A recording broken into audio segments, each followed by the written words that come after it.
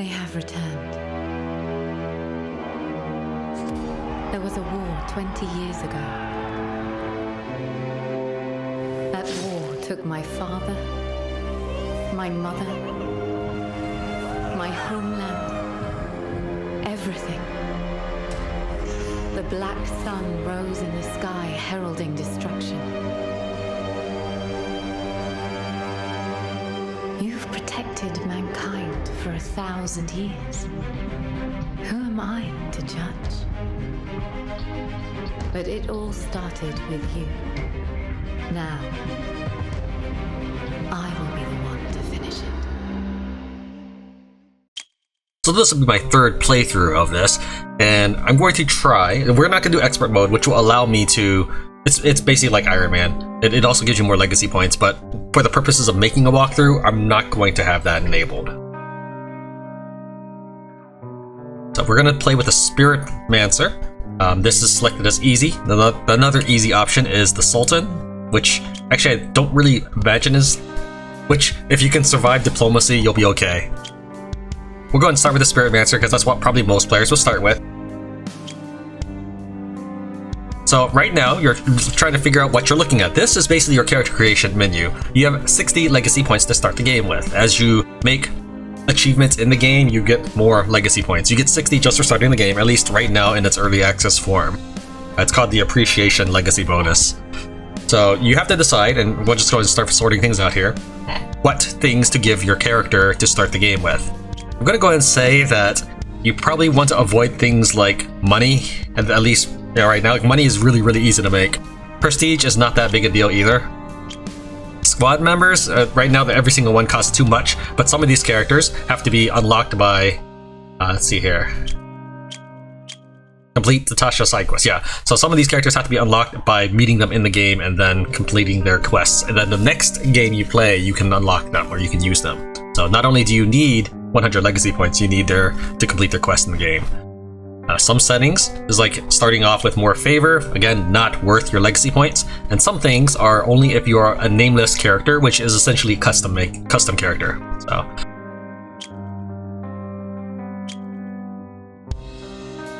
When you beat the game, which is the final battle, you can put more difficulty. I wiped out my save, so it's a completely clean slate. So that's why I have default legacy points right now.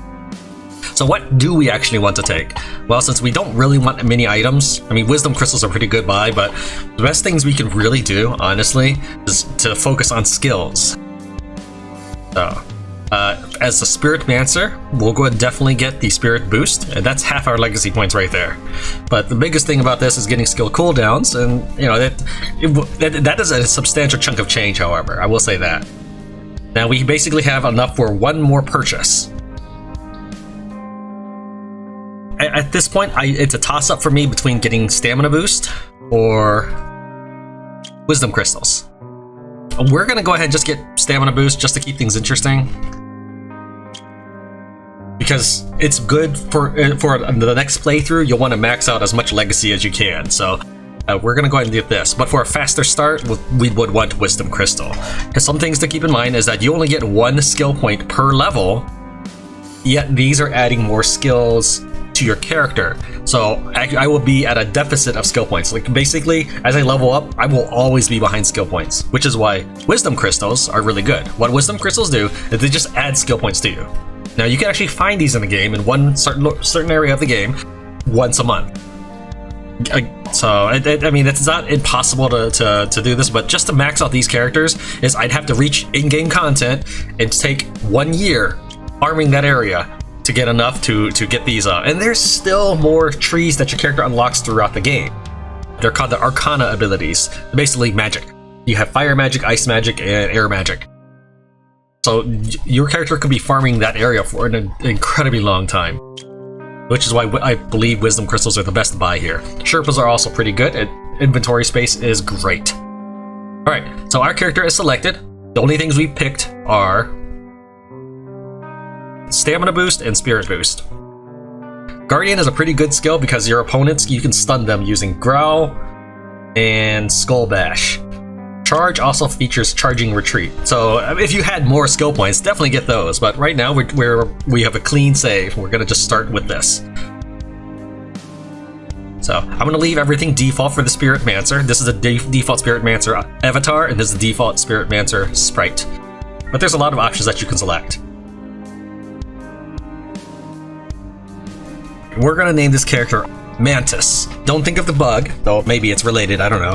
But I just looked up the English to Greek translation, or I looked up the Greek word for diviner, prophet, and that is the Greek word for that is mantis. That's what our name will be.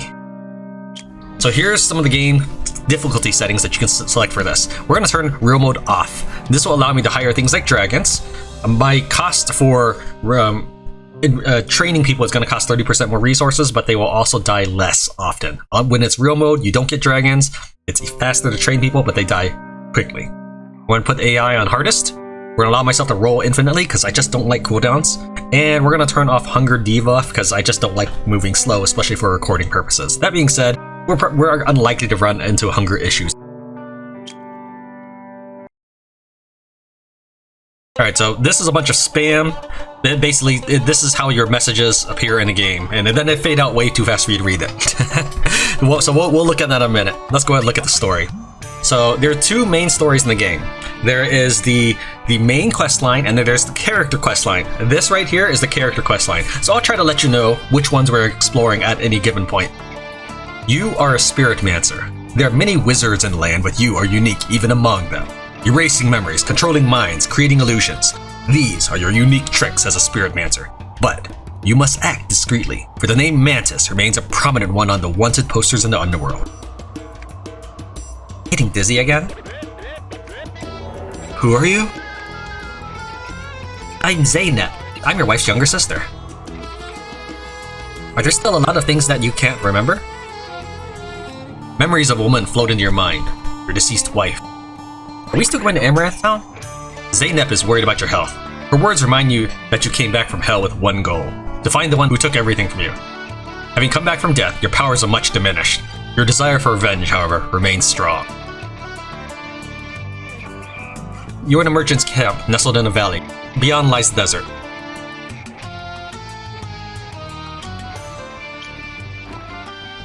First off, most important thing to do, equip your crap. She already comes equipped, so she's already smarter than you. Second, you have party red symbol here. That means that your characters have things they want done. Doesn't necessarily mean you should, though. You don't always want to use your skill points as soon as you get them. Let's say, for example, I want this at level 10. I would need to get this, which requires level 10, and then I'll need an extra skill point on top of that. So that means that by level 9, I should save a point. Now, this tree here indicates that I need both enhanced strength, which can be picked up at level 5, and an enhanced agility. So if I haven't gotten this by level 8, then I definitely need to get that. I believe that the tree could definitely use some work. The troop tree is really nicely designed, but the characters, hero skill trees, I think need work. So let's go ahead and see what we've got. Because I picked spirit and stamina trees, I have all of this accessible to me. However, I can't move down until I start getting these. First off, before we get anything, we should get active skills. So remember that, because you're going to encounter heroes in the game, and they're not all created equally. You want heroes with lots of active skills. So instead of getting something like Spirit Upgrade, we're actually going to get a spell first. As for Zeynep, you don't get the controller, but we also have similar options. We can get Enhanced Agility, which will increase her ability to critical damage. We can actually just get her an active ability. So we're going to get her Sidestep Slice. Alright, so now our characters are set up. Here are the attributes in the game. You've got Agility, Spirit, Stamina, and Strength. You can see that our magic attack is much higher, but that's mostly because of this wooden wand, which gives us 85 attack power in magic attack. Now, one thing to bear in mind is that your main hero can wield any weapon in the game, or as long as he meets like the level requirement. So for example, if I were to take her dagger, or sword, even though I'm a Spiritmancer, I can totally use a sword. However, she cannot use this wand. She can't use a two-handed sword, she can't use a scimitar, she cannot use a bow, she can only use swords, weapons, swords. But you can use weapons all.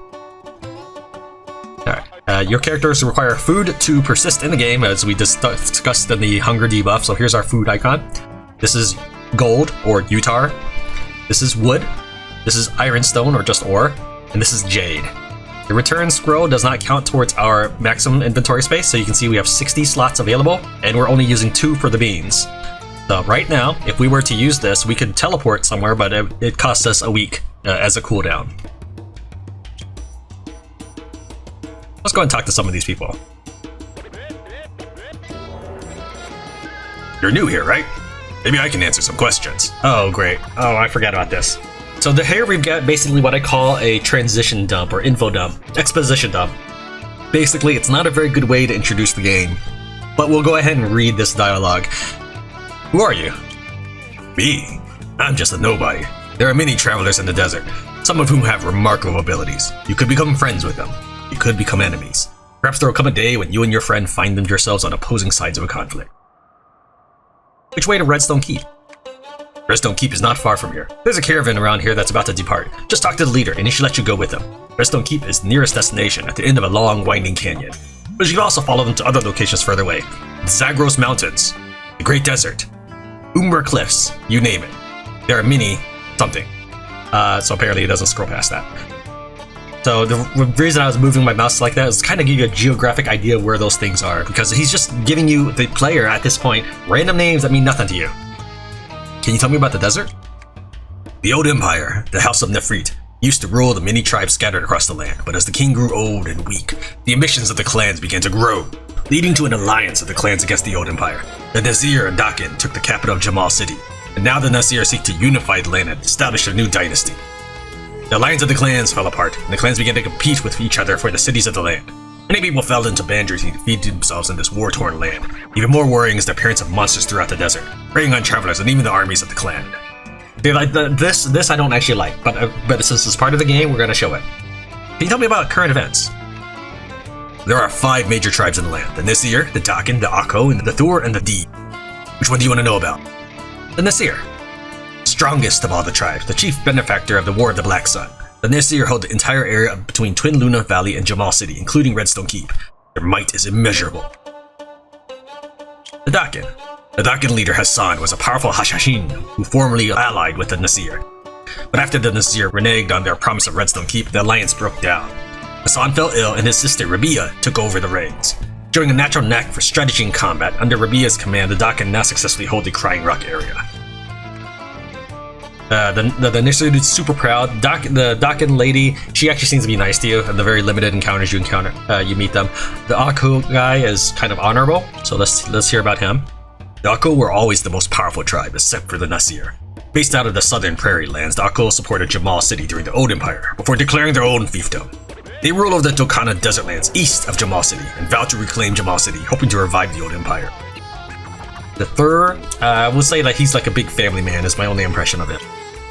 The Thur originate from the Umber Cliffs, a swampland thick with poisonous creatures and thieves. The Thur's leader, Ludo Khan, used to be a forest outlaw before the Black Sun came. Realizing the existential threat posed, he seized control of the tribe and took land in the desert wastelands. And the Deeb, I have pretty much no impression of them whatsoever. Sons of the sparsely populated Zagros Mountains, the nomadic Deeb are rarely seen. These hunters now take up arms in the defense of their homelands, as the leader Tariq leads them into war. I guess he likes fighting, that's about the only thing I can think of.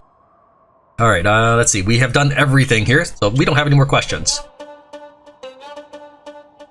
I guess they took out the guy that talks about animals. Because you couldn't actually hire an animal in the beginning of the game. You hear faint calls for help carried by the wind. The wind gets stronger, the sound becomes clearer. After a while, you finally get to see the owner of the voice. It is a middle-aged man dressed in ragged clothes, carrying an old staff. He grasps a masked woman's hand and runs desperately. Chasing him is a single humanoid monster ensconced with flame. Help! Save me! Before you can respond, one creature made of living fire rushes towards you with cruel intent. I keep saying one because you'll see here. Okay, well, yes, spacebar roll, shift to hold, S to stop action. I actually debound that, and escape to open settings. Because here's single enemy. Now that being said, maybe someone else is fighting the other guy, but whatever. We're gonna just own him.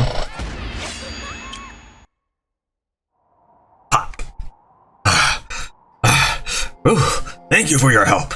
May I ask the name of my benefactor? Mantis. My name is Malek. I am a scholar. He points to the masked woman. She is Ezra, an orphan I picked up in Twin Luna Valley. She was interested in my studies, so I took her with me. What do you study? In an age of war, it seems like a useless profession, no? I'm studying the history of this land. Not the old empire or the Machina age, but something very obscure. As long as you're okay. These monsters appeared after the black sun rose in the sky. They appear human, they even have human faces, but their bodies are covered in flame. We call them Ifrit. Why do they attack you? If you're lucky, you'll never encounter one. Ifrit are violent by nature, they especially like to attack humans. Human mages in particular. This kind of weak Ifrit isn't even self-aware, but it's said more powerful Ifrit are smarter than a human. So I don't know if that's true or not. Thank you. Please accept this token of our gratitude. You really are a kind person. The area ahead is dangerous. I suggest you proceed with caution. You get 100 gold. Malek and Izra express their gratitude, then they continue upon their journey. You discover that Ifrit deteriorate very quickly, like burned charcoal. They fall apart bit by bit until they are finally blown away in the wind. The Battle of the Black Sun has made this world unrecognizable, but people have never stopped fighting it. The appearance of such a monster is unlikely to change anyone's dreams of conquest. You brace your head against the wind and press forward. At the end of the valley, you see a caravan preparing to head out into the desert. They are willing to take you with them and give you a trade permit. Alright, so the game recommends you go to Redstone Valley, and I would totally recommend that, but for this specific walkthrough that we're going to do, we're actually going to go to the Umber Cliffs. So the Umber Cliffs are down here geographically. Redstone Valley is like right here. Then you get the West Okana Desert over here, Twin Luna Valley, and Zagros Mountains. We're going to start in the southwest corner of the world. Now this section right here, that's the timer. Time does run while you're in battle, so that will affect what I decide to do. Because during this walkthrough, we're going to defeat certain enemies by day 120 in the game. However, I don't think I'll be able to do the final battle by that time. All right, that's enough talking. Let's go ahead and push on. All right, so now we have a trade permit of Meyerton. So here are those achievements I was talking about earlier. So this is the gratitude reward. This is what you start with. I start with 60 legacy points. If we defeat by July, it doesn't actually tell us what the timestamp is, but if we click here, Soul Warrior reward, before July to unlock, complete earlier to earn more rewards. I don't know about that, but expires after 120 days. So we have 120 days to do this. I don't know if I have what it takes, the chops to take to beat the game by July. Now that being said, maybe it's meant to be nearly impossible without using large legacy character. That's fine. But for the purposes of this playthrough or walkthrough, we're going to get these achievements here. Soul Warrior all the way through Wind Chaser, which means just defeating them before 120 days. So we got the Meyerton. So if we see messages that went too fast, so this is where the original part of the game was, and this is where we get to. So after starting the game, we're no longer a newbie map, which means that we're updated our rally point, so we cannot warp to the newbie map and get stuck there. We get a trade permit, a free permit to Meyerton. You need a permit to trade with any city, or you have to pay a small tax. So this is the game setting its default status to us. I don't think they need to do these messages, but whatever. So basically, desert bandits, mountain bandits, swamp bandits, and we'll say prairie bandits. They all hate us. That's fine. That's like their neutral status. Here's our starting resources and our character quest, and then our main quest. Our character quest is go to Amaranth Town to learn more about ourselves, and our main quest is deal with the Ifrit. So our character is really trying to find out about his wife. If we can go to Intel, and we can see how the rest of the world. So we have a very good relationship with Zeynep. Zeynep. We don't know any locations yet. Here are those 4 bandit, and then here are the 5 factions.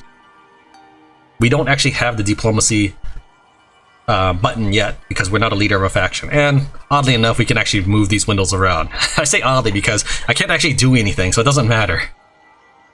So I think it's an interesting touch, but kind of useless. Try to run past that. So that statue there is prestige, and we'll talk more about prestige as the game goes on. So let's see here. So now that here's Meyerton East Outpost. This is not actually Meyerton.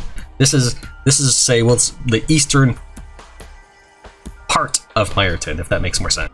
Now, one of the reasons I wanted to do the southwest area is to get fur units. I really, really like fur units. I have created a spreadsheet of an earlier version of the game of basically every unit I can get my hands on, and my findings are just totally awesome. Now, because we have a Meyerton trade permit, I can buy stuff from here without paying anything. So that's what we're gonna do. Now, we should try to save 100 gold after we're done purchasing things. Since we're not really all that rich, we should try to buy the cheap thing. Like this would be a better trade value for us, but we just don't have any money. So we're gonna go ahead and buy all this chicken that we can afford. What I don't like is it talks about out of the maximum of the item, it should be maximum of the utar. And I think the reason they do that is, let's say that I were to buy, I have 250. Maybe I wanted to buy 256. I could sell these beans and then balance out. So that's probably why they do it. It's just really inconvenient. You'll see as the game goes on that I will wish that it could just max me out on these coins, because this is as much as the merchant has. So if I were to sell him something, I basically have to subtract chicken or whatever I've got until he can afford to pay for it. Anyway, so let's go ahead and we'll get 150. Oh, well, yeah, there we go. Now we have about 100. Let's save us a little more because it's not exactly 100. So 35 pieces of chicken. So I've purchased that 4 each. So as long as I sell it for more than 4 each, I make a profit. Now there are all these quests. We are not going to worry about that right now. They are pretty cool, but in an efficient playthrough, you would activate all the quests immediately and then like just do them as they came up. Because I'm recording this for your understanding, if I were to do that, it would make no sense that I'm walking from area to area and then it's like, oh, there's another quest. I don't remember that at all. All right, so prestige. You'll see now that I got a star. That's what those stars mean. I see people asking about that all the time. Stars is prestige, and every time you get a prestige level, you get more talents. Here's your talent tree. The talent tree, I think, also needs some work. It reminds me a little bit of Path of Exile, but it's nowhere near as neat looking, organized, or even interesting. For example, many of your abilities are just passive does this. Ooh, 10% gain. Hey, 10% no losing favor. So it's like all these things that don't. I mean, they do affect your gameplay, but I think these talents could have been leveraged to make your gameplay more interesting rather than just more powerful.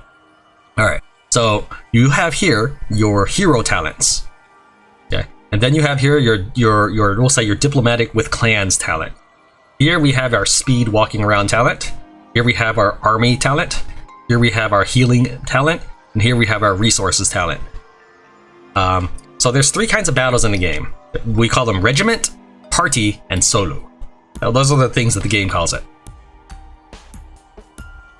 Regiment means that your entire army, all of your heroes, you and all your squad units go into battle. Oh, so even though I'm level 1, I should be able to do this fight.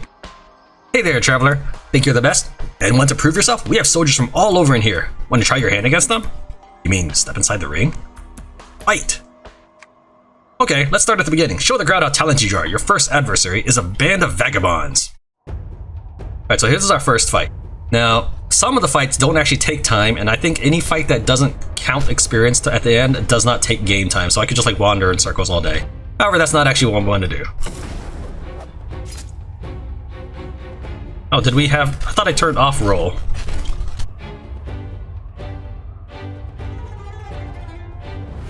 I don't know if I can still change that setting. Hold on, F, because that must be my roll cooldown. Maybe I had that.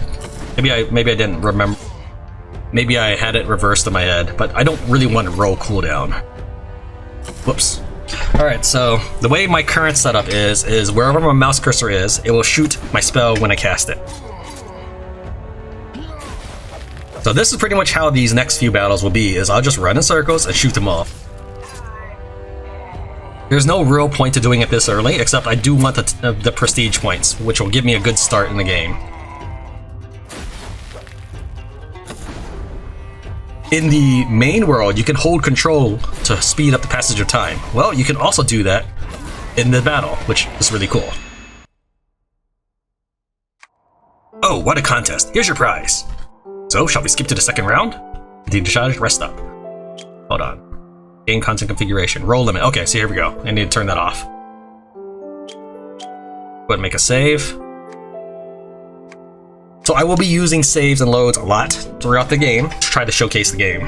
And of course, not waste your time. If let's say I were to lose this fight, which I'm not going to, but let's say I were to lose this fight, I want you to have to watch me fight and lose 16 times. So rolling is faster than walking around, at least at my current move speed. So if I just wanted to just kite them all day, this is basically what I do.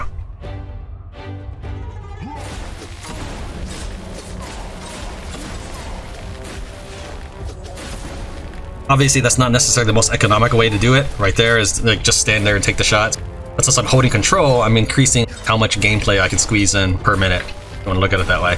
Now I'm almost dead, so I can't let them touch me anymore.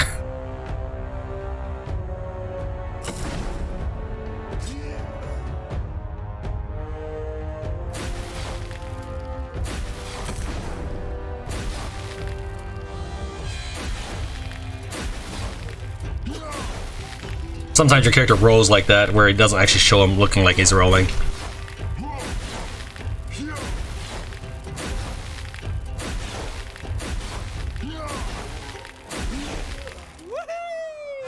See, since I'm getting no experience, I believe that this is consuming no in-game time. Bravo, bravo, here's your gift. So, shall we skip to the third round? Rest up. But we're not going to worry too much about it. We'll come back later for this some other time. But I did want to showcase rolling around, and you can farm that for some easy talents. So now that we've got our first 2 talent points, because we have 2 stars now, we have to decide what we're going to spend our points on. So I will tell you right now that although you can have several heroes in your party, from what I can tell, when you're doing party exclusive battles, you only get 4 people, and you're one of them. So, and you start with 3 party slots here. Let me take a look. So yourself 2 party slots. If you're playing the Spiritmancer, you have a permanent companion, though she doesn't have to be with you in the dungeon. This means that if I want to explore a party area that allows me 4 people, I just need 1 more party member slot. So to affect that, we can just go here, and the fastest way is to hit this. If we go this way, we can actually get some more experience doing that, but it will take a little longer to max out our party. Let's see here. I'm thinking because this is the beginning of the game and we need money, we're going to probably do Trader and Mint. And 100 Utar a week is really nothing. It's pretty insignificant, but we're going to work our way down to these here. And our money is going to be our issue in the beginning of the game. We'll eventually have enough talents to max out everything. So picking what helps us in the beginning of the game is the most important thing. So this dude is bright red. That means he's going to chase us. Then he gets an exclamation mark when he sees us and he starts giving chase. You can kite them pretty easily.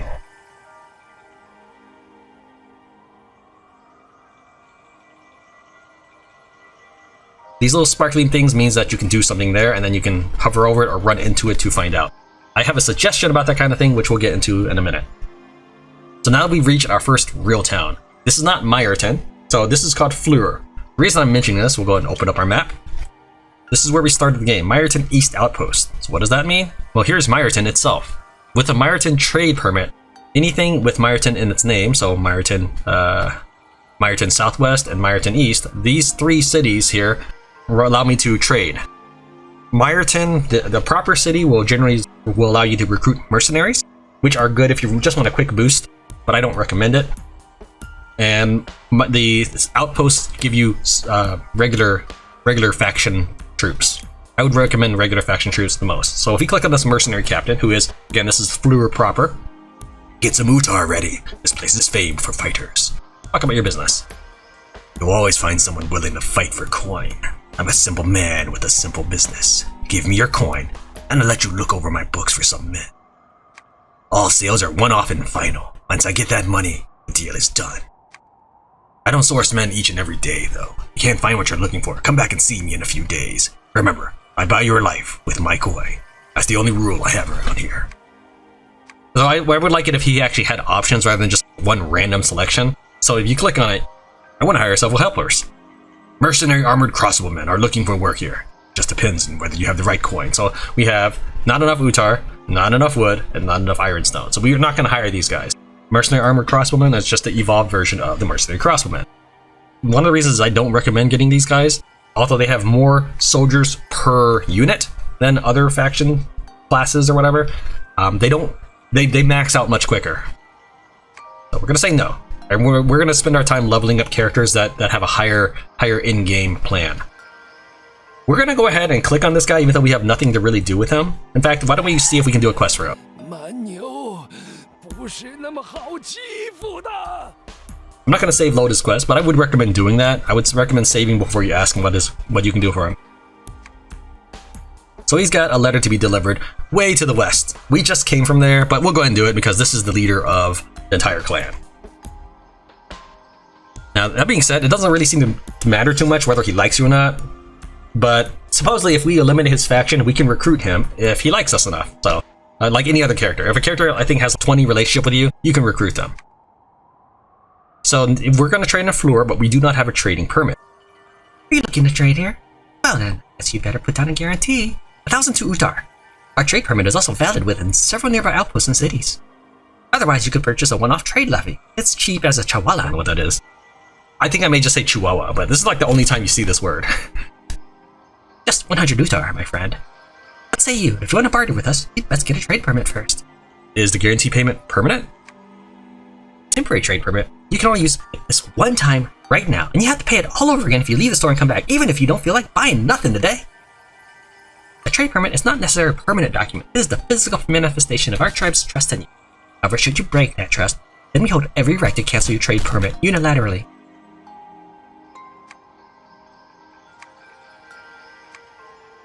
Can you go any cheaper, my good ma'am? Based on our current levels of trust and familiarity, we are prepared to offer you this price. We're an up-and-coming outpost, so you might see a higher price next time. Or chat with your brothers to earn our trust, and you might get hooked up. Alright, so we don't have enough money for this, so we're gonna actually, we're not even gonna purchase a temporary trade permit because the chicken we have is not gonna be worth much. We're too close to that place to make a profit off this chicken. So you just got a Naguka quest. Let's see here. He wants us to go to Fleur South. It's not exactly on the way, but we might as well hit these both as we quickly tour through the area. What we're really here to do is we started in Umber Cliffs to get Thurian soldiers. Now, if I wanted to be really, really nasty, I mean, whatever. It would just hurt my relationship with this town, but I could sell this jadeware to anybody else. Jadeware is worth 400 gold. He's only going to give me 200 for finishing it.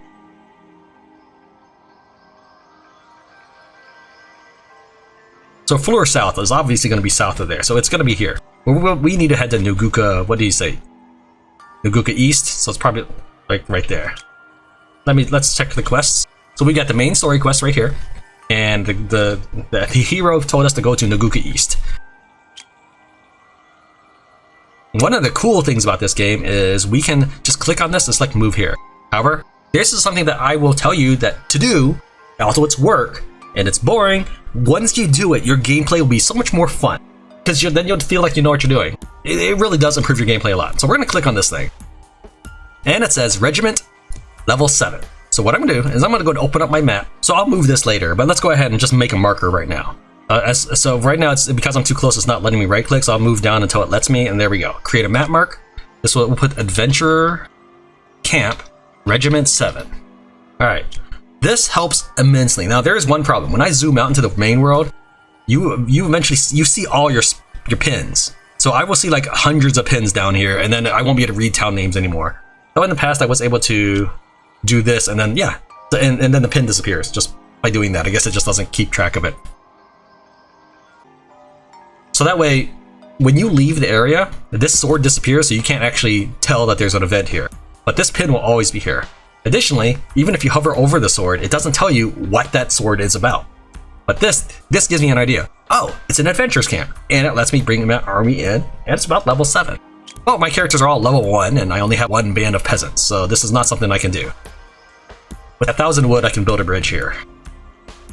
We don't have 1,000 wood, so we're just gonna have to walk around and avoid that dude. Now, these little things here, those flowers and stuff, we don't really need them. There are reasons to pick up flowers, and we will pick them up eventually. They say the third leader, Ludo Khan, is a righteous and selfless leader, a real hero's hero. Whereas the other tribes traditionally hand down tribal leadership through bloodlines, instead Ludo Khan intends to pass on the mantle of Khan to someone who's not even a blood relation. But as they say, there's no such thing as a selfless action in this world. Ludo Khan never had any descendants to inherit his throne. But let me tell you, Ludo Khan has in fact sired both son and daughter. As the gods would have it, his son died tragically during an intertribal struggle, while his daughter was seconded to the old king. She died during the Battle of the Black Sun. I heard all this from my old man. He knows a thing or two. That'll come in important later, but for right now, that is way down the line. Alright, so these chests generally carry scrolls and stuff that you'll probably just sell for about 5 gold. It's almost never worth it to pick up these things, even in the beginning of the game. However, there are some quests that involve flowers, so I will try to snap up flowers as we go through. But we are trying to get to Naguka East without getting hit by any bandits. We don't really need to pay too much attention to Naguka proper because we don't care about mercenaries. We just want the Thurians. So Tua is a random hero and they found a gold ring. We delivered the letter and we get relationship with Ludo Khan to +10. That's the hero. And then Naguka, which is where we're at, +5. Let's see if this chief has anything we can do. He wants us to fight a gang of bandits. No, actually no, he wants us to pay off a gang of bandits. That's not actually too bad. That's actually very easy if you intend on doing it for real, which we will go ahead. Now, I will say that if you're trying to beat those quests in 120 days, you don't actually want to do any of these things. It's going to take away... There's no real value in making these people or towns like you, at least if you're trying to rush certain stuff in the game. In the long run, yes, you get advantages, like you can sneak into this town if they like you. If the faction does not like you but the town likes you, the town's like, oh, we see you, but, you know, come on in. So he wants me to deal with his bandits. That's okay, he gives me the ransom money, and you can just run off. So he doesn't tell us anything until we look at our quest log. And we want some more Thurians. Fantastic. So let's take a look at quest log, and this is near Fleur East. So we actually have to go to Fleur South, so that's not bad. So we want to go over here, and then there we want to go over here. Eventually, we want to go to Redstone Valley. That's fine. So this kind of helps us out because we are trying to go around and get all the Thurians. So my party can hold 4 more Thurians. If I don't max them out, that's fine. There are a couple other units I want. So this is a Jade Mine. You probably get like 1 or 2 Jade with Regiment 10. We're gonna open up our map, create marker. We're titled Jade Mine Regiment 10. Again, I really highly recommend you do this. It'll make your gameplay so much more fun when you actually know what's going on in the world around you. Alright, so I'm gonna hold control and we're gonna move a little faster. Again, we gotta avoid all these bandits. There's a flower, but we'll go ahead and ignore that.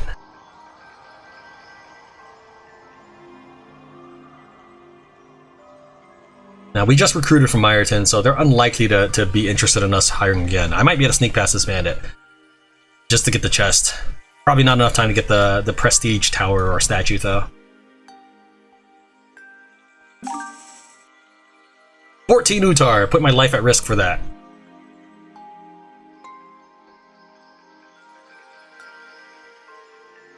Let's see, we want to go this way.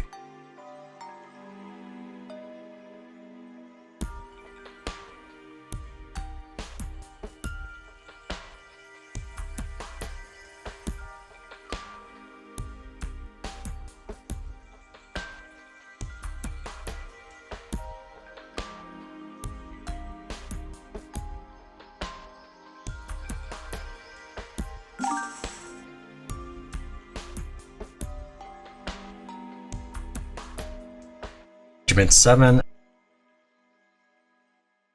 Since I moved south, I can't click on it, so I need to back up. So create map. Adventures Camp, Regiment 7.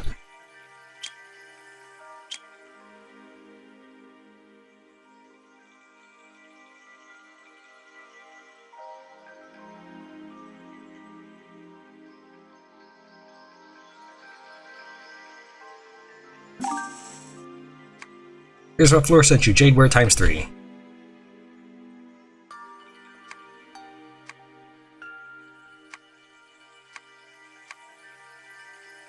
Alright, so I don't really recommend clicking on people because it's going to end up filling up your intel. So what we're going to do is we're going to actually save load this. So right now I'm going to make a real quick save. Then I'm going to go ahead and click on these two. I don't really care anything about what they have to say right now. Just click on them. Now we can open up intel, and they're going to crowd up my intel. Well, the reason I say they're going to crowd up your intel is because there are lots of characters. We'll say maybe 100 characters, and when you want to find somebody, it's going to be obnoxious trying to locate them in here. So the reason I wanted to click on them is I want to see how many abilities you get. So Raheel is not somebody that we necessarily want in our army. And Wakata, same. She's not, doesn't seem all that great. So we're going to go ahead and skip those two. We're going to go ahead and load at this point.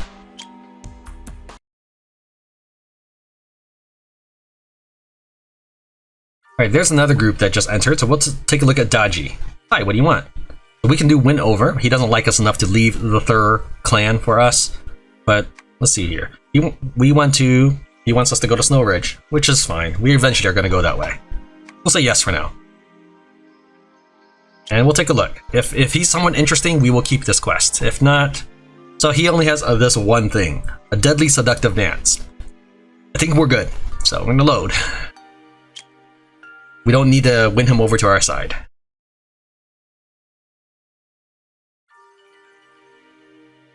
Oh, there is this prestige thing right here to go ahead and get. Come on, pick it up.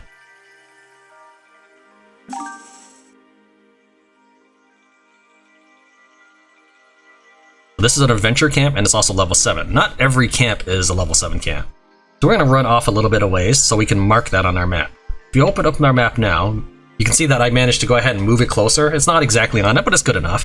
But I can't right-click it like this. As you can hear, I'm right-clicking, but nothing's happening. I can only put it lower. So if I were to place the marker, I'm going to move it later, but that's what it says right now.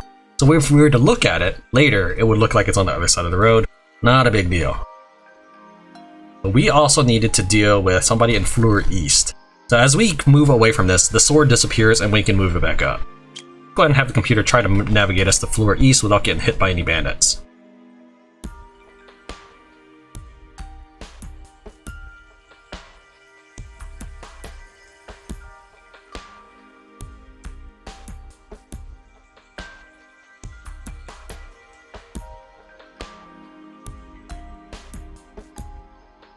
Alright, so we made it to Fleur East. We're going to do the village elder. Of course, you want more Thurians. And that's probably enough Thurians for now. We needed to fight this bandit leader. Well, we didn't need to fight him, we need to pay him off. Let's go ahead and do that. You're the one that brought the ransom. Hurry up and hand over the money. Here you go. Alright, here's the 1,000 Utar. Take your money and let him go.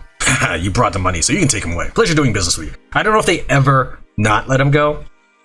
I've never had that happen, but it wouldn't surprise me if it did happen at some point. You walked out with the kidnapped nobleman, gave him a horse, and let him return to Naguka East Outpost. You can also go back and claim the bounty. Now we have to run all the way back and get that.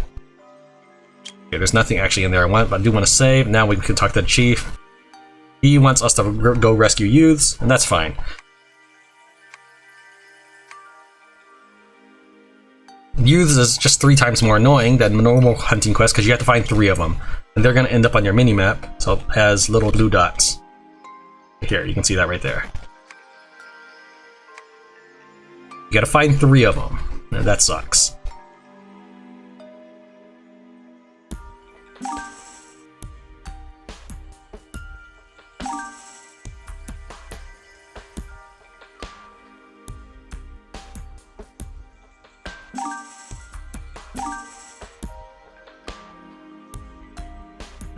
Now, right now, if we were to go close to this camp, you can see that they're bright red. They will chase us down if we come too close, like this.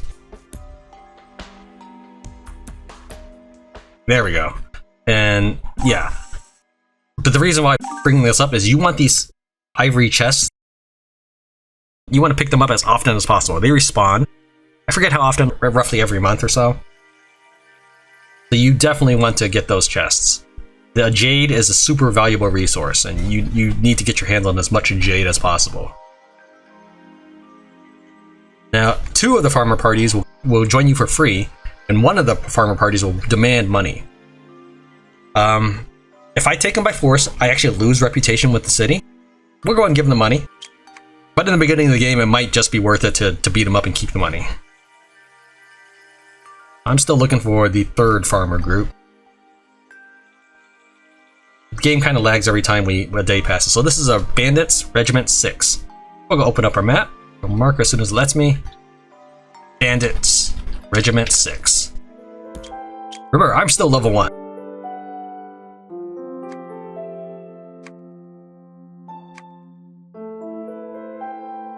Alright, so for some of the quests we have to run back for, and I don't like that.